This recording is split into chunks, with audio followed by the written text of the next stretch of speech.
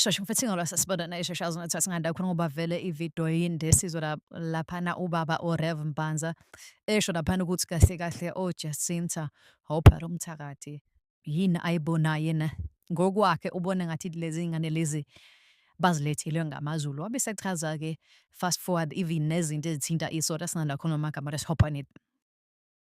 Mina ngiyakholwa ukuthi laba abantwana ababili uJacinta noPhekela Umthakathi sibanikwe ngophezulu konke amen ukuba basikhulule kulobu bunzima esibhekene nabo njengesizwe amen. Bengihlele ngihlupheka emoyeni ngizibuza ukuthi njengoba ethi lo mprofetikazi asilwele ukuzikhipha kulolu taku esikulo lokho sizokwenza kanjani ngoJacinta mina ngibona kubuye uDeborah wasendulo amen ngoPhakela Umthakathi ngibona sibuyelwe nguSamson owakhulula abakwaIsrael kumaFilisti amen amen. Ngiyacela ukuba umoya wophezulu konke uhlale phezulu kwalensizwa nalenkosikazi balilwele lize libuye kwela likhona singakephucwa ngabezizwe izwe lethu amen. Uma sezinqotshiwe lezi zizwe ezothatha izwe lethu ngoheshe uNkulunkulu akabaphe amandla ukuthi ngabo uchithwelohulumeni oyizitha zethu amen kwakhiwe uhulumeni wabantu nowamukelekile kithi hayi lo esawubunjelwa ngabamhlophe amen. Njengamanje sinohulumeni ongugombela kwesakhe ongazilutho ngosizi oluthwelwe ngabantu abamvotela ukuba babe kulezi zikhundla abakuzo.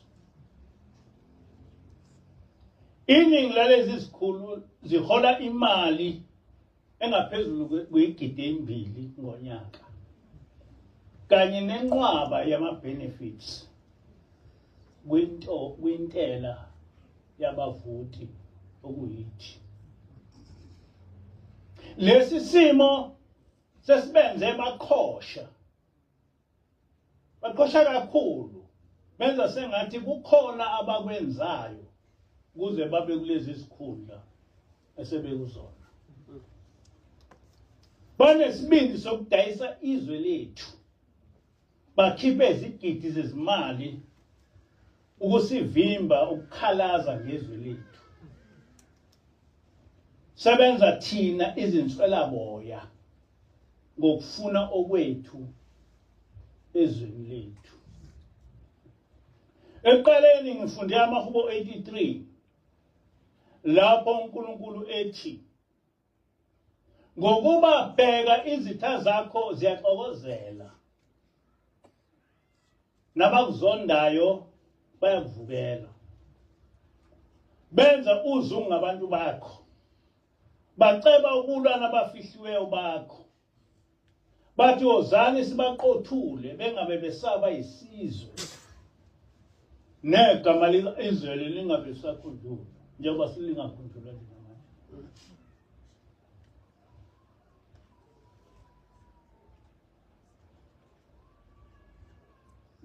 Baceba ngenhliziyonye benza isivumelwano ngawe amen. Ngiyazi ukuthi abantu abaningi abazi lutho ngalencwadi esengiyifundile ngoba sebazakhela abanye onkulunkulu ngaphandle kwaJehova uNkulunkulu wokhokho bethu. Abazi ukuthi amaHubo 83 akhuluma ngathi ngoba yithina isizukulwane sikaIsrael.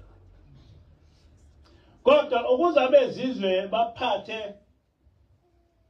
nezingqondo zethu basihlakaza basenza sengathi basenza sangazi lutho ngemvelaphi yethu. Le ncwadi yaMahubo 83 ngizwe ichazwa kahle nenye inkosazana uEnhle kwisihloko esithi systematic erasure. Kodwa angazi noma naye uyazi yini ukuthi lesi simo sokuqedwa kwethu njengesizwe kwaprofethwa ngakho emandulo kuMahubo 83. ISouth Africa iKenani yizwe lokhokho bethu.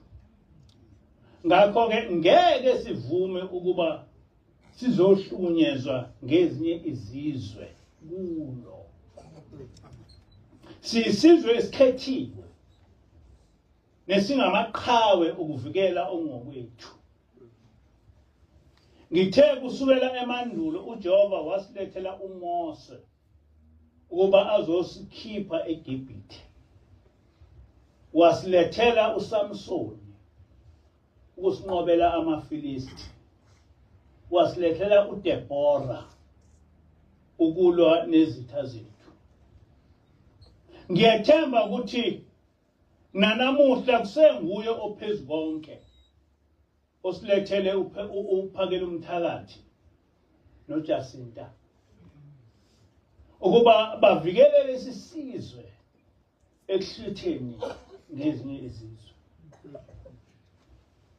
Kodwa okwesimanga ukuthi sinabafundisi bamabandla amakhulu nesazi ukuthi bahlale bengabahlaziyi kwezepolitiki. Kodwa namhla lapho sesikhuluma ngezwi elilodwa lokuphephisa izwe lethu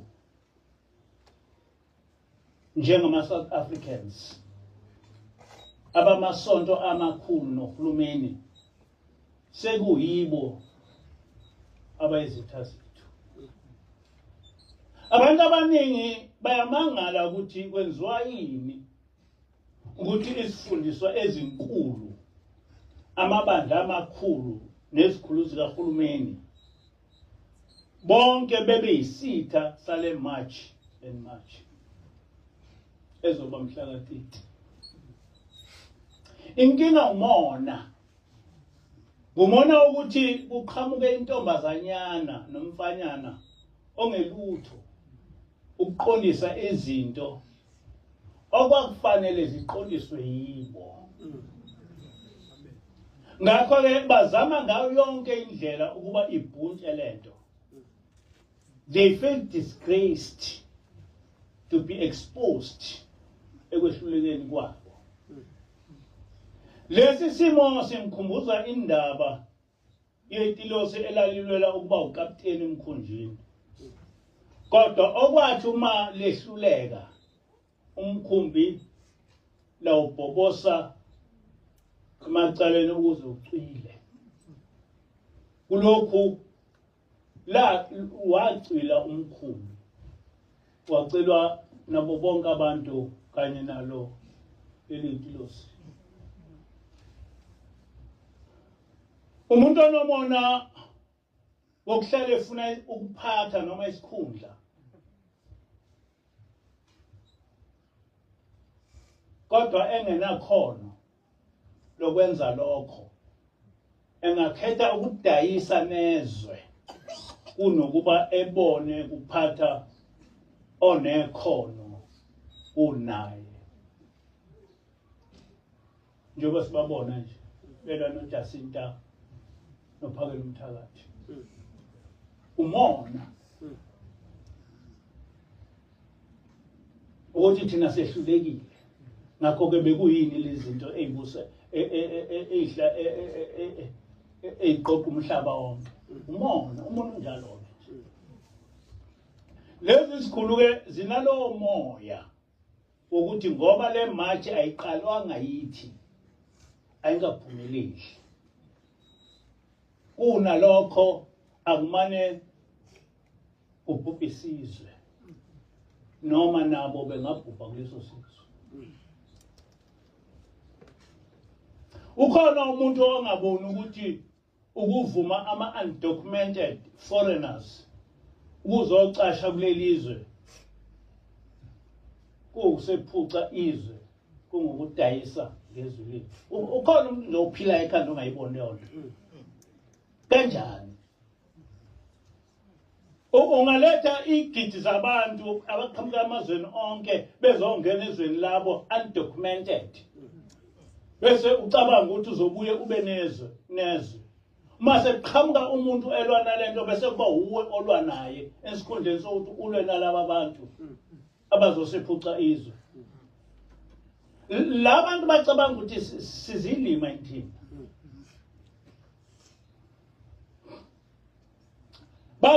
Bazozivikela ngokuthi nabo abawemukeli ama-undocumented foreigners. Pho yini eyenze bangakuvimbi lokho? Ngoba onke amazwe ayakwazi ukuvikela amazwe abo. Uqala la eSouth Africa ukuthi kungene igidi zabantu ezweni linohulumeni be-undocumented bengazwani ukuthi baqhamuka. Qala kuleli izwe. Yini ukuthi uma sekusukuma umphakathi bese bekwazi ukukhipha izigidi zezimali ukuvimba ukwenza umsebenzi okwakumele kwenziwe yibo. Babona ukuthi sekulimala umsebenzi wabo ukudayisa ngathi kwezinye izizwe. I saw a letter by Professor Lumumba of Kenya to our President Cyril Ramaphosa, where he wrote, Mr. President, don't allow vigilantism to be what defines how you deal with illegality. It is true that every country wants to document all visitors who are in their country. But you don't allow half-naked individuals to be running around the streets of Durban or Johannesburg, moving from shop trying to determine who is documented and who is not.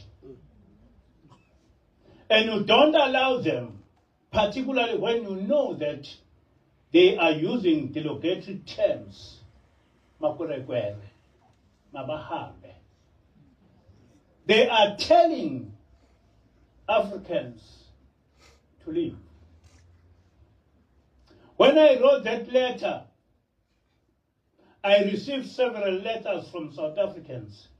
Some of them were very angry. And I responded to each one of them with history. Some of them then apologized. I told them, you cannot be in a position where you are telling everybody to go, and some saying documented. Some of you are saying all must go. You are creating an environment where you instill fear in everybody. You are looting shops. And all these and none of the South African leading politicians, I listened to them. They were trying to justify the unjustifiable. And their claim is that fellow Africans are taking away jobs from them. A complete lie. Fellow Africans are creating jobs for them, unquote. This man is in Kenya, and he does not know what is happening in South Africa, apart from the deliberate fake news around us. Let me first refute this claim by Professor Lumumba that it is a lie that other Africans are taking jobs from South Africans. Instead, foreign Africans are creating jobs for them. Professor Lumumba is talking nonsense. Amen. My daughter completed Bachelor of Medicine, MBCHB, at Nelson Mandela School of Medicine in 2006. She then worked as a medical doctor in various hospitals around Pietermaritzburg. In November 2003, she became ill and took sick leave. But when she returned to her work in Edendale Hospital, she never got back her post till today. As I'm talking, she is still at home, unemployed.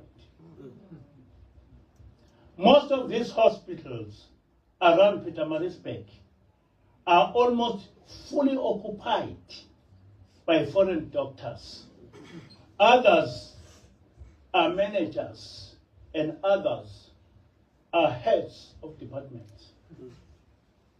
To my knowledge, a foreigner cannot be employed as a permanent civil servant in South African government unless he is doing a specialized job. Apart from this daughter, my children, together with my grandchildren, are also matriculated, but all unemployed. Vacancies are filled by the foreigners. As I'm speaking, more than 6,000 foreigners are employed in South Africa as civil servants, while 1,000 matriculated African youth are unemployed. For Professor Lumumba, this is the creation of jobs by the foreigners for the South Africans.